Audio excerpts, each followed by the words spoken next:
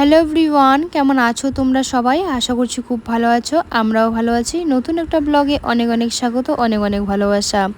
আজ আমি সকাল ওই 10টা থেকে ব্লগটা স্টার্ট করলাম, কারণ মামামি স্কুলের তো টাইম হয়ে গিয়েছে আর ওকে রেডিও করে দিয়েছি। তবে এখনও টিফিন বানানো হয়নি, তার জন্য মাকে বললাম তুমি ওইদিকে রেডি করিয়ে দাও আর আমি মামামির টিফিনটা বানিয়ে নিয়ে নিই। আজ মামামির টিফিনে দেবো সুজি। তোমরা হয়তো অনেকেই ভাবছো যে সর্ষের তেল দিয়ে সুজি ভেজে নিয়ে নিচ্ছে, তবে আমার মেয়ে না ঘি খেতে চায় না, আর তার মধ্যে লেগেছে সর্দি, তার জন্য আর কি সর্ষের তেল দিয়ে বানিয়ে দিলাম। যদি বাচ্চাদের সর্দি লাগে, যদি দুধের মধ্যে যখন দুধ জাল দিবে একটু যদি সর্ষের তেল দিয়ে দাও, তাহলে নাকি সর্দিটা কমে যায়। ওই যে সর্ষের তেলে ঝাঁজটা যত লাগবে তত নাকি সর্দির পক্ষে ভালো হয়। আসলে আমি সেটা ভালো করে জানি না, কিন্তু কিছু কিছু ঠাম্মা জেঠিমারা আছে বয়স্ক, ওনারা বলে, তাই আর কি শুনি, তখন এই যে তখন থেকে আর কি আমি দিই। তো সুজিটা ভালো করে একটু হালকাভাবে ভেজে নিয়ে নিচ্ছি, কারণ যদি না ভাজি তাহলে একটু গন্ধ গন্ধ থাকে আর মামাম তখন খেতেই চায় না। তো যেহেতু বাড়ির গাড়ির দুধ ছিল না, আমুল দুধ নিয়ে এসেছি, তো একটু আমুল দুধ দিয়ে তারপরে একটু জল দিয়ে দিলাম।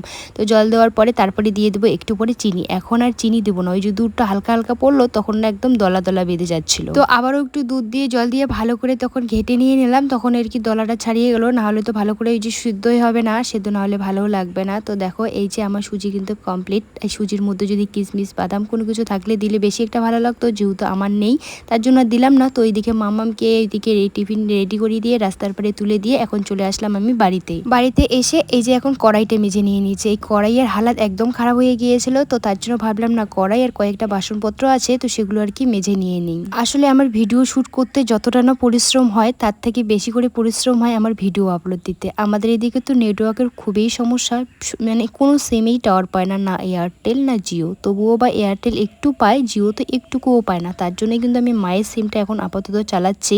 তো আমার মনে হয় যে ধৈর্য আর পরিশ্রম কখনোই বিফলে যায় না, কারণ ধৈর্য কখনোই মানুষকে ঠকায় না। মানুষ বেইমানি করতে পারলেও তোমার ধৈর্য আর পরিশ্রম কখনোই তোমাকে বেইমানি করবে না। আমার মনে হয় যে ধৈর্য আর পরিশ্রম করলে সময়ের সঙ্গে তোমাকে সেরা উপহার দেবে।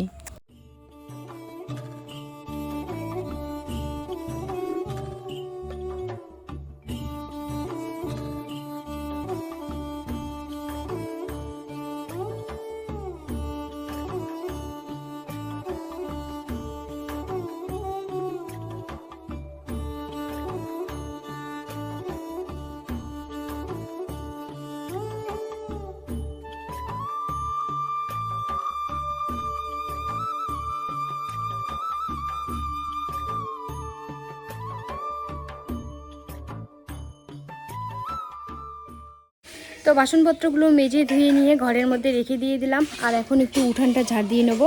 আর ওইখানে এই যে আমাদের ছাগলের তো অভ্যেস খারাপ, কারণ ভেজা ঘাস খেতে চায় না। ঘাসগুলো কেটে এনে একটু জল ছিল রোদের মধ্যে দিয়েছে প্লাস্টিকে, এখন খাচ্ছে। তো চলো এখন উঠানটা একটু ঝাড় দিয়ে নিই। উঠানটা তো ঝাড় দেবো, তবে এই যে এইদিকে মা দেখি ঝুড়ির যে কয়েকটা শাকসবজি ছিল, কাঁঠালের বীজ, আলু আর দুটো হচ্ছে পটল, আর ওখানে আছে দুটো পেঁয়াজ। বেশি একটা শাকসবজি নেই, তো সেগুলো এখানে মা রোদের মধ্যে দিয়েছিল, তো সেগুলো আর কি ঝুড়ির মধ্যে তুলে রেখে দিয়ে দিচ্ছি।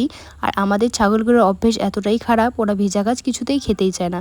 কেটে এনে রোদের মধ্যে দিতে হয়, তারপরে আর কি খাবে। তো তার জন্য মা এখানে দিয়ে দিয়েছে। তো ভাবলাম যেহেতু আমি ঝাড় দিয়ে নেবো, আর ছাগলগুলো দেখো কীরকম করে এলোমেলো করেছে, তাই প্লাস্টিকটা ভালোভাবে একটু গুটিয়ে নিয়ে, যেহেতু ঘাসগুলো শুকিয়ে গেছে, তো তার জন্য ওইদিকে গুটিয়ে নিয়ে আর এখন আমি এখন ঝাড় দিয়ে নিচ্ছি। আর এখন যদি আমরা উঠানটা ঝাড় দিই তাহলে আর বিকেলবেলা ঝাড় দিতে হবে না। তবে আজকে ঝাড় দিতে লাগতেও পারে, কারণ যা পরিমাণে হাওয়া উঠেছে, হাওয়া উঠলে তো পাতা একদম পড়ে থাকে। তবে আমার শ্বশুরবাড়িতে বেশি পাতা পড়ে, কারণ হচ্ছে আমার শ্বশুরবাড়ির পাশেই বাঁশবাগান আছে, এর জন্য বাঁশের পাতা একদম ঝরে পড়ে, আর গাছের পাতা কিন্তু অত সহজে পড়তে চায় না।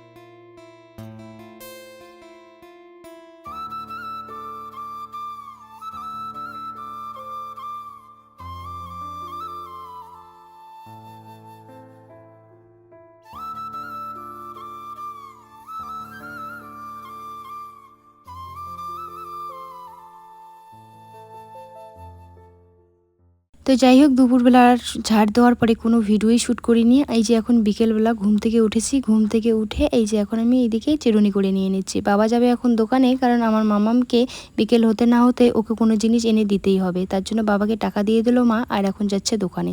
তবে মামামকে আমি যথাসাধ্য মানে এই যে লেস কুরকুরে এগুলো খেতে দেই না, তবে কিন্তু বাচ্চারা ওই দিকটাতে নজরটা বেশি। লেস কুরকুরে খেতে কিন্তু খুব ভালোবাসে। যে জিনিসগুলো খেলে ক্ষতি করবে সেই জিনিসটার প্রতি বাচ্চাদের আগ্রহটা দেখি বেশি। অনেকেই যখন আমি মানা করি যে এটা খেতে হয় না বা কোনো কিছু, তখন ওই দোকানদাররাও বলে যে বাচ্চারা এসে এই জিনিসগুলোর জন্যই বায়না করে, ওরা দোকান আসেই এর জন্যে। আর উঠোনটা দেখলে তোমরা কি বুঝতে পারছো, এই উঠোনটার মধ্যে জল জমে আছে কেন? যে একটু আগেই মুষলধারা বৃষ্টি হয়ে গেল, এর জন্য আর কি জল জমে আছে। বৃষ্টি হওয়ার পরপরেই কিন্তু মা ঝাড় দিয়ে নিয়েছে, তার জন্য কিন্তু মাঝখানটা শুকান দেখা যাচ্ছে, ওই চারপাশটাই কিন্তু ভেজা ভেজা দেখা যাচ্ছিল।